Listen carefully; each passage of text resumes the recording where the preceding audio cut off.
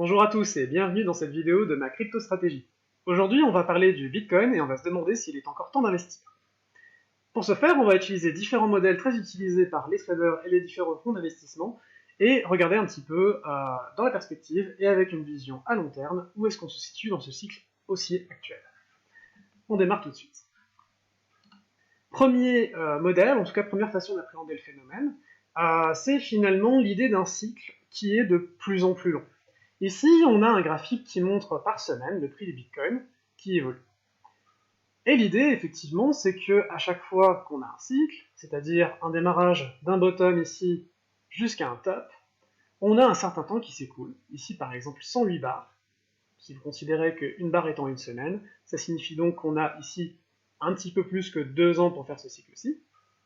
De nouveau un bottom ici, puis un top, avec un cycle cette fois-ci qui ne fait plus 110 bars mais 154, donc à peu près 3 ans. Notez qu'entre ces deux-ci, on a bien un cycle qui se rajoute une cinquantaine de bars, donc une année, donc 2 ans, 3 ans. Et ici, donc bien évidemment, si on continue sur cette supposition-là, on pourrait estimer que du coup, on serait finalement au milieu d'un troisième cycle, qui cette fois-ci ne prendrait pas 2, 3, mais cette fois-ci bien 4 ans. Donc, évidemment, cette première estimation est très inférentielle, c'est purement une déduction, et bien sûr, vous allez me dire, c'est un modèle, et bien sûr, ce sera intéressant d'en voir d'autres. C'est ce qu'on va faire tout de suite. Deuxième modèle qui, à mon sens, est hyper intéressant et qui mérite vraiment d'être considéré, puisque je pense que celui-ci, c'est vraiment un modèle qui est considéré par beaucoup de gens et pris en compte par beaucoup de gens très sérieux, c'est ce qu'on appelle le stock to flow. Le stock to flow, c'est un modèle qui est très utilisé sur les marchés des métaux précieux, notamment l'or et l'argent, et ça prend en compte la production et l'arrivée de nouveaux stocks de cette chose-là sur le marché versus le stock déjà existant. Et donc, l'intérêt de ce modèle, c'est d'essayer de proposer une forme de valorisation de combien ça vaut, grosso modo, en fonction de combien il produit en plus chaque année. Et comme vous le savez peut-être, le Bitcoin, sa production, la quantité de nouveaux Bitcoins qui arrivent sur le marché chaque année, diminue, puisque nous avons tous les 4 ans ce que l'on appelle un halving. Le halving correspond en fait à la division par 2 tous les 4 ans du montant donc accordé en récompense aux mineurs, en plus des frais de transaction qu'ils peuvent prendre. Donc l'idée, comme vous le voyez ici, c'est de tracer une courbe ici en rouge, qui vient modéliser une forme de prédiction du prix ou de valorisation du prix du Bitcoin. Mis par-dessus, on a une courbe ici qui représente son prix, et puis avec les couleurs ici, on a le temps entre chaque halving, donc entre chaque réduction de la récompense accordée au mineur. Et donc ce qui est intéressant, c'est que, autant au début, effectivement, on pouvait très très bien aller très au-dessus ou très en dessous finalement de ce modèle, mais ce qui est intéressant, c'est que plus le temps passe, plus le Bitcoin le prix du Bitcoin tend à se rapprocher, à suivre finalement de plus en plus cette courbe. Et ce qui est très intéressant aujourd'hui, c'est donc que non seulement nous ne sommes pas arrivés à ce qu'on pourrait appeler finalement un top, ici, qui est plutôt autour des 83 000 $ actuellement d'après ce modèle-là, mais aussi effectivement, on aurait encore du temps pour y arriver, puisqu'effectivement, on serait plutôt sur fin 2021, ou même si on va un petit peu plus loin et qu'on essaie d'aller par exemple sur les 100 000 $, on pourrait finalement arriver facilement sur le début de l'année 2023.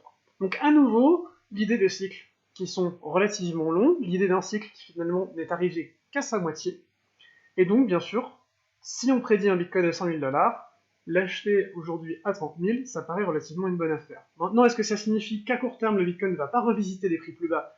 Bien évidemment que je ne peux pas le prédire, mais en tout cas, par rapport à ce modèle-là, on a à nouveau une idée qu'on est sur une moitié de cycle, que potentiellement, il peut y avoir un intérêt à se projeter sur le futur, et donc sur 1 an ou 2 ans, avec un Bitcoin peut-être qui pourrait dépasser des prix à 6 chiffres. Troisième modèle, qui paraît mathématiquement plus élaboré, mais je vous rassure, c'est pas si compliqué que ça. On va s'intéresser finalement à ce qu'on appelle des régressions logarithmiques. Alors, ne vous inquiétez pas, c'est pas extraordinaire, c'est l'idée qu'on va essayer de prédire le prix avec une droite, qu'on voit ici, plutôt une courbe d'ailleurs, qui est modélisée par cette équation-là, donc 10 puissance un coefficient multiplié par le temps qui s'est écoulé, plus un intercept. Donc ce qui est intéressant aussi, c'est pas tant exactement comment c'est fabriqué, c'est plutôt comment est-ce qu'en fait on peut interpréter ce modèle et qu'est-ce que ça nous apprend. Ce que ça nous apprend, c'est déjà en fait qu'il y a des périodes durant lesquelles c'est très intéressant d'acheter le Bitcoin. Et ce qui est plutôt bien fichu dans ce modèle-là, et ce que j'aime bien, c'est qu'en tout cas, on voit assez bien apparaître dans les zones en vert, les zones où ça a toujours été intéressant d'acheter. Donc aujourd'hui, vous le voyez bien, on n'est plus du tout dans une zone comme celle-ci, mais en tout cas, ça nous donne plus ou moins une forme d'interprétation possible. Deuxième chose, on a cette courbe en gris ici, qui symbolise finalement le passage de moments d'accumulation à des moments finalement de marché haussier. Ici, ici, et encore ici, effectivement, quand on a dépassé finalement quasiment les 20 000 $, où on est sorti finalement de cette zone d'accumulation. Dernière courbe très importante, et je pense que c'est sur celle-là qu'il faut insister, c'est cette courbe en rouge ici en haut, avec finalement, on voit assez bien, les tops qui viennent à chaque fois s'y arrêter. Et donc ce qui est intéressant ici, c'est que nous ne sommes pas sur le top, nous ne sommes pas dans l'accumulation, et à nouveau, on a donc bien cette idée que on est finalement au milieu d'un cycle, au milieu finalement de quelque part.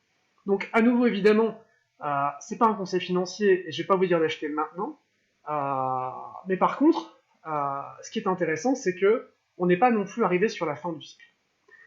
Autrement dit, est-ce que c'est intéressant aujourd'hui d'accumuler? Est-ce que c'est intéressant aujourd'hui d'acheter? C'est à vous d'en décider, bien sûr. Maintenant, est-ce que c'est la fin du cycle? Est-ce que c'est la fin de ce marché haussier? Probablement pas. Il y a encore de bonnes raisons de penser qu'effectivement ça peut continuer, certainement encore une année ou deux, et qu'effectivement on peut espérer encore voir un beau retour là-dessus. Et si on se projette sur un Bitcoin à 100 000 $, on peut espérer quasiment un retour à plus de 2, 2,5 quasiment. Donc ça peut être encore intéressant. Bien évidemment, ça ne signifie pas qu'à court terme, on ne peut pas avoir un Bitcoin revisiter les 30 000, voire même en dessous. Mais pour l'instant, effectivement, on a bien l'idée qu'on est quand même dans un marché haussier et qu'on peut espérer encore, évidemment, sur ce marché, de beaux retours. Merci d'avoir suivi cette vidéo et j'espère vous retrouver dans une prochaine vidéo.